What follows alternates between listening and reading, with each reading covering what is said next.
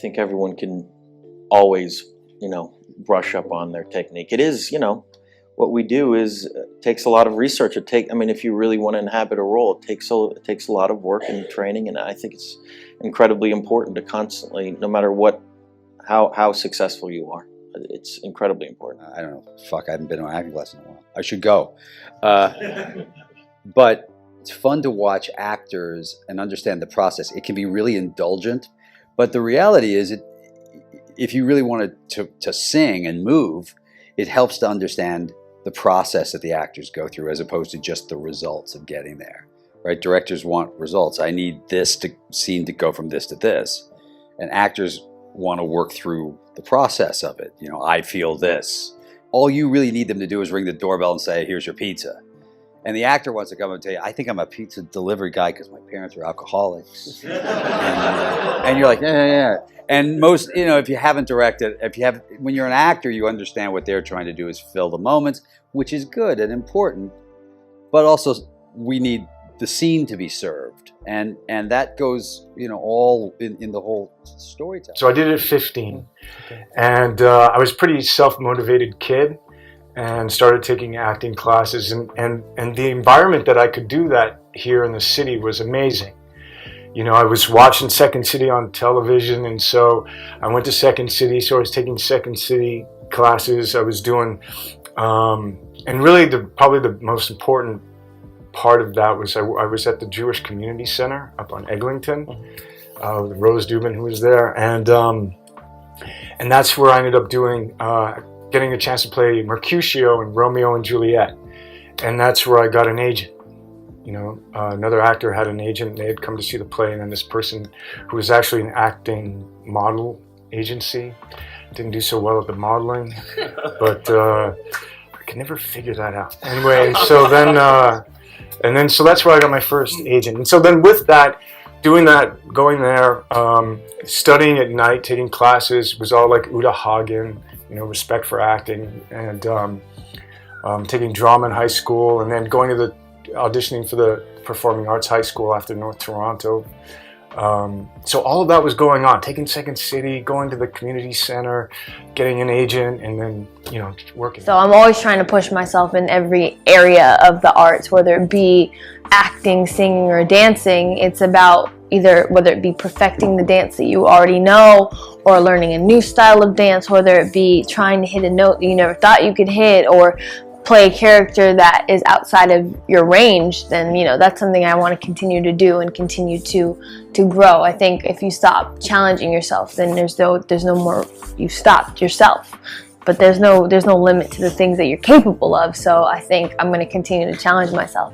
If you love doing it, keep doing it, because you have to do it because you love it. Because it's a tough business. I don't want to be negative, but there's a lot of, and my experience, a lot of rejection starting out.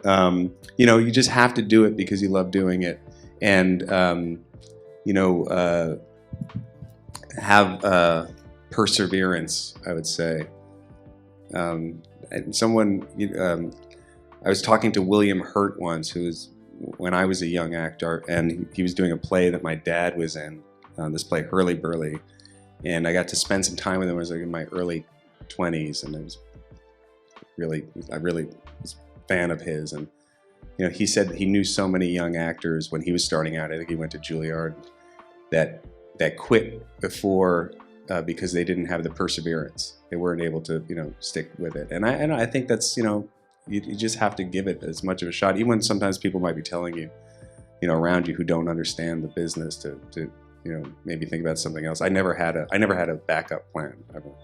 I had just moved to New York City. I went out to LA for a year, but I'd come back because for family purposes, and I was trying to find a survival job. And I was working at a restaurant that didn't last very long, but they tried to put me in a bartender shift. And if you know anything about bartending, you work long hours, you come in really early.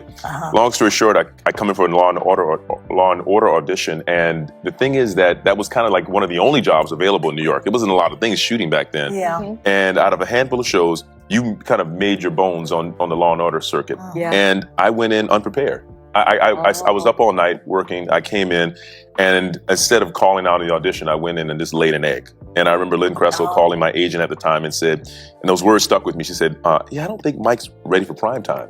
And whoo, that hurt. Yeah. But it woke me up. It made me go, okay, you know what? It's better to show up. It's better to call off, or just, you have to be prepared. You really can't lay an egg. You don't know how many opportunities you're gonna get, so you have to just knock it out of the park every time. And so it woke me up, and I was so upset with myself, but I made a promise to myself I'd never do it again. I think it's in any collaborative process that it's often not personal. A negative note, someone being brash in the way they're giving you a note, it's a team effort. So because like I said, you want to keep yourself open and sensitive when you're working, at least I try to, but you have to, and this can be not, I feel like, apparent at a young age, but there has to be like professional you, work you, thick skin, ready to get whatever note really comes at you. And then there's personal you, which you protect and helps you protect the work you, and I think you keep those things separate. And I guess I had a good year in drama high school where I felt like I did a scene poorly a number of times, where I felt like I could get over being bad, and yet before that I was really like a very, very sensitive about performance and notes, and would take things personally when really, I mean, the whole point and the tension as an actor is, your body, your voice, your physicality is your instrument, and yet it's not personal if somebody gives you a note or you're not clicking, you're not getting a scene a certain way. It is a craft. Certainly film acting is a craft, but for me the process was maybe a little too personal, and I think for that reason, you tend to reach out to things that are a little less immediately accessible in terms of characters, or things that have a mask attached to them, because it's freeing. But it's only freeing within that craft and within that process. You start off working with neutral masks. When you work with a neutral mask, there has no expression, and you just work with your whole body to express things. Do you mean you pretend you're wearing a neutral mask, or you actually put one on? You don't have to pretend. Yeah, but a mask changes expressions as the light moves, as you move. It can change. Yeah, you can make it, or just by the way your body. If by moving your body into position almost like this, will change the mask will look really sad, even though it's a neutral mask. It has not physically changed, and you can just by doing like that. I mean, even though I'm moving my face, but if you keep your face like this, there's certain gestures that are body language that are associated in your mind with an emotion. And so the blank mask appears to become sad and appears to become elated and whatever. Or it can assume anything. By forcing you to use your whole body, you work eventually towards using character masks, which are half masks where you have the use of your face and you can talk. Some of them are real ones. So do you study your own reactions to things that happen to you in real life and then store them away to mine for future use with characters? I don't think I'm that deliberate. I mean, we all collect those things, actors and non-actors alike, don't we? It's just that the actors get paid to mine them. So I suppose, actors are often going through the list of, oh yes, that's interesting, and tuck that away. But we all do it anyway. It's a human instinct, isn't it? And you could argue that perhaps at the end of our lives, we're a collection of everything that we've seen and stolen or instinctively copied. So I spent these months working, and I tried to learn them the physicalities like a dance, so that when you learn the steps of a dance or something, you're kind of looking down and trying to work out what it is, but once you really know it, once it's in your body, you don't even have to think about it. And so similarly, I tried to learn the various physicalities, and that was charted on a chart with whether he was on a stick or 2 sticks, or which wheelchair he was in, and all of the specifics of the thing. But learning it or embedding it so much in me that when Felicity and I could play it, I didn't have to think. So for me, I knew that it all had to come from that feeling of needing to move to music. So there was a lot of that, but then you have the very technical things of you want certain performances to be identical. But if you just focus on the external, then you lose the internal. Martha Graham talks about this state that the creative process happens in, and she describes it as being a blessed unrest. And I think I really relate to that you're never in a static point. I mean, just like our identity is not a static thing, your relationship to your work is not a static thing. And I think what keeps propelling me forward is that going into the unknown. And I'm always picking apart the bits that I'm not happy with and thinking, oh, I don't want to do that again. And it's not necessarily in the outcome, it can be to do with the process. And it's even in works that have been well received by the public, that's what keeps propelling me forward. Otherwise, I think I'd stop doing it altogether.